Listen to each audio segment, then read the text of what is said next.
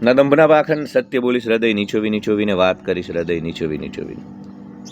તમારી આજુબાજુ બે પ્રકારના લોકો તમને જોવા મળશે. એક મીઠી ચાસણી જેવા, એકદમ મીઠા, વગર કારણે હસ હસ કરે ને તમારી જોડે વાત કરે તો એ વગર કારણે હસ હસ કરે ને હસતા હસતા વાતો કરે ને મીઠી મીઠી જ વાતો કરે, ક્યારેય સત્ય ના બોલે. હા, એમની આજુબાજુ ગમે એટલું અધર્મ થાય, એમની આજુબાજુમાં મહિલાઓના ચીર હરણ થાય ને તો પણ આ માણસો સાચું ના બોલે.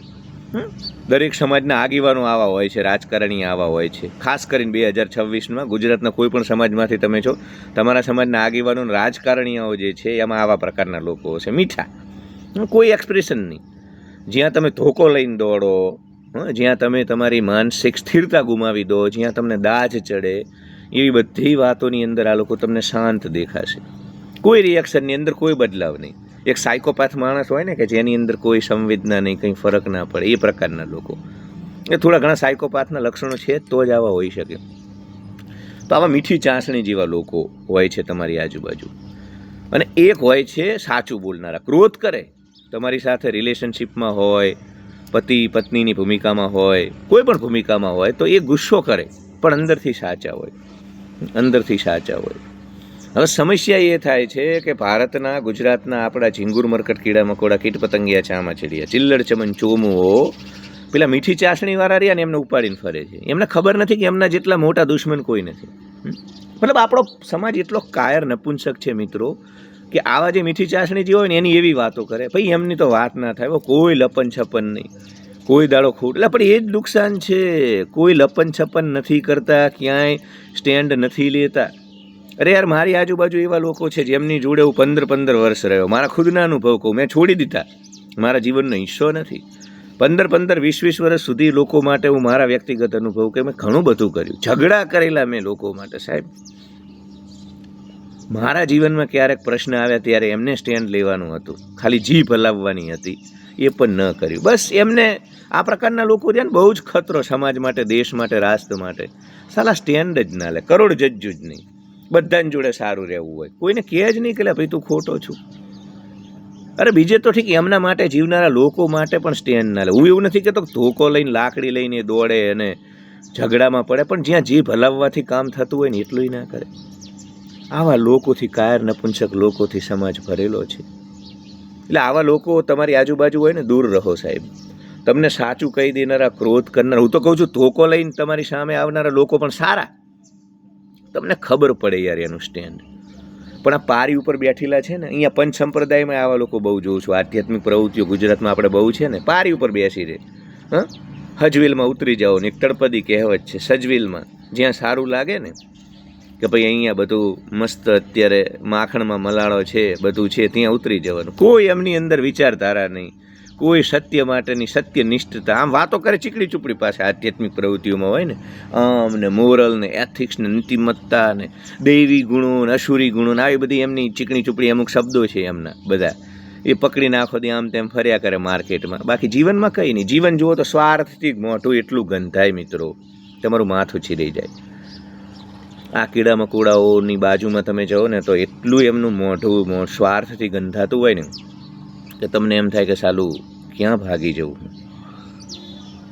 અને પેલા બિચારા સાચું બોલતા હોય, એને લોકો કેન્સલ કરે. તમે જુઓ, એક બીજી પણ વસ્તુ કહું, હું આગામી દિવસોમાં વિડીયો પણ બનાવવાનો છું. ભારતનો આપણો સમાજ એટલો દંભી, પાખંડી, કાયર નપુંસક છે કે જે તે સમાજમાં, જે તે કુટુંબમાં જે વીર પુરુષ હોય, આક્રમક હોય, જેની અંદર કશુંક હોય, સત્ય માટે ઊભો રહે, તો એને કેન્સલ કરે. કારણ કે 99% લોકો તો કાયર જ છે આપણી આજુબાજુના ભારતીયો. તો એ કાયર પોતાની જાતને સાચી સાબિત કરવા બધા પેલા એક શૌર્યવાન લોકોને એને ખોટો સાબિત કર્યો. સાહેબ, મારી આજુબાજુ મેં એવા લોકો જોયા છે મિત્રો કે જેને બીજા માટે ઝઘડા કર્યા, જેને મહિલાઓની રક્ષા માટે, આત્મસન્માન માટે ઝઘડા કર્યા, જેને સમાજમાં અનીતિ સામે, અસામાજિક તત્વો સામે ઝઘડા કર્યા, બધા માટે સામૂહિક. સાહેબ, એ લોકોને જેલમાં ગયા તો કોઈ મળવા ના ગયું, કોઈ જ સપોર્ટ નહીં. ઉલટાનું એમના છોકરાની સગાઈ નથી થતી. કોઈ સગાઈ કરવા આવે ને તો એમ કે ભાઈ એ તો ઝઘડાડું છે. એટલે ભાઈ એને પોતાની રક્ષા કરવા માટે, સમાજની રક્ષા કરવા માટે ઝઘડા કર્યા છે, ડખા કર્યા છે. કોઈને પ્રતાડિત કરવા, એટલે મતલબ ખબર જ નથી. અને એમાંય બૂમર ભાઈ આ 50-60 વર્ષના એટલા સ્વાર્થી. કોઈ જીવનમાં કેટલા કમાવ છો ને આપણે આવક આવે ને આમ ને એમની વાતોમાં યાર તમને આમ કંટાળો આવે. એમની બાજુમાં બેસો તો કેટલા સ્વાર્થી કોઈ બીજો વિચાર જ નહીં યાર. ના મનુષ્યતા માટે પ્રેમ ને લાગણી ને સંવેદના કશું જ નહીં, બસ એ જ બધી વાતો. અને ચાલુ એમની આજુબાજુ ગમે એટલો રાક્ષસો અસુરો ગમે તે કરે, કોઈને નહીં રોકે યાર, કોઈને નહીં રોકે. ભાઈ દંડો તો કૃષ્ણને રામે ચલાવ્યો, તો ભગવાન નથી માનતા તમે? એટલે સમાજ આવો છે. સારા સાચા માણસો, સત્યનિષ્ઠ માણસોને કેન્સલ કરે છે. એને કાં તો ગાંડા ચિતરી દેવાના, કાં તો કે ભાઈ એ તો ખોટો છે. અને આવા 99% લોકો હોય એટલે પેલા સાચા જીતી જ ન શકે. સત્યનિષ્ઠ માણસો, કારણ કે 99% લોકો કાયર નપુંસક જ છે. એમનું બહુ મોટું ઝુંડ છે. અરે તમારું 15 ઘરનું કુટુંબ હોય, 99% લોકો કાયર નપુંસક, એમાં એક કોક વીર પુરુષ હોય, ખોટો ચિતરી દે એને. વીર પુરુષને ખોટો ચિતરી દેવાનો, કેમ કે લડે જ. કોઈને લડવું જ નથી. 9 વાગે એસી ચાલુ કરીને બૈરા છોકરા શાલિગ્રામ, હું પૈસાનો દાસ. એક બીજી કહેવત છે ગુજરાતીમાં, ખરસામાં ઘોડા વળે ને એટલે સૌ ડેલા બંધ કરી દે પોતાના પ્રવેશ દ્વારે. એમ આ જ મેન્ટાલિટી. ભાઈ હમીરસિંહ ગોહિલની સાથે લડવા કેટલા જ્યાં હતા ને ભાઈ, મને ખબર છે. કેટલા રજવાડા હતા, કેટલા લોકો હતા બીજા પણ સામાન્ય. અને પાછા બીજાના, પોતે તો કશું કરવું નથી, કોક કંઈક કરે ને એના સર્ટિફિકેટ લખ્યા છે, ગુરમરકટ, કીડા મકોડા, કીટ પતંગિયા, ચામા ચીડિયા, ચોંચલા. એટલા તો અનફેર.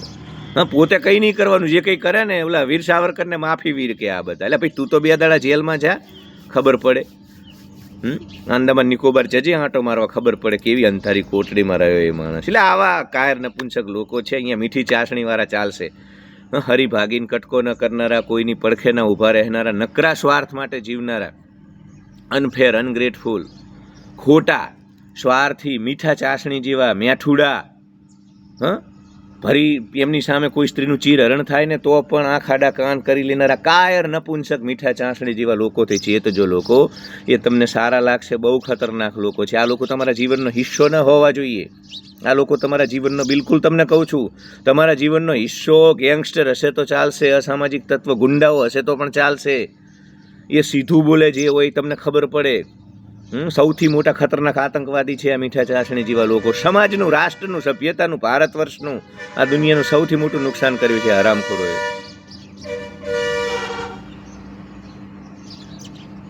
એટલે પેલા શૌર્યવાન સાહસિક લોકોની જોડે રહેજો. આવા કાયરના પુંસક કીડા મકોડા વચ્ચે ન રહેશો. ભલે તમને ખોટું લાગે, તમને આજથી નિયમ બનાવો, તમને મોઢે જે કહી દે, ભલે કડક શબ્દોમાં કે એનું માનજો, એની સાથે રહેજો. મીઠા ચાસણીવાળા જોડે નહીં. મીઠી વાતો કરે એની જોડે ન રહેતા. એ સ્વાર્થમાં છે. જે દિવસે તમારું કામ નહીં હોય, જે દિવસે તમે એમની ઉપયોગિતાના નહીં હોય, આ હરામખોરો મીઠી ચાસણી જેવા, એ અંદરથી બહુ ક્રૂર હોય. પેલા સારા, જે તમને સાચું કહી દે ને, તમારી પડખે ઊભા રહેશે, લડશે તમારા માટે. અને આ મીઠી ચાસણી જેવા રહે ને દગો કરશે. Love you, thank you so much for watching. Like, share and subscribe. Hype my video. ચેનલના બાયોમાં જઈ અને કાઉન્સેલિંગ કોલ લઈ શકો છો. મેમ્બરશિપ લો, ત્યાં વધુ ને વધુ નગ્ન સત્ય બોલતા રહીશું.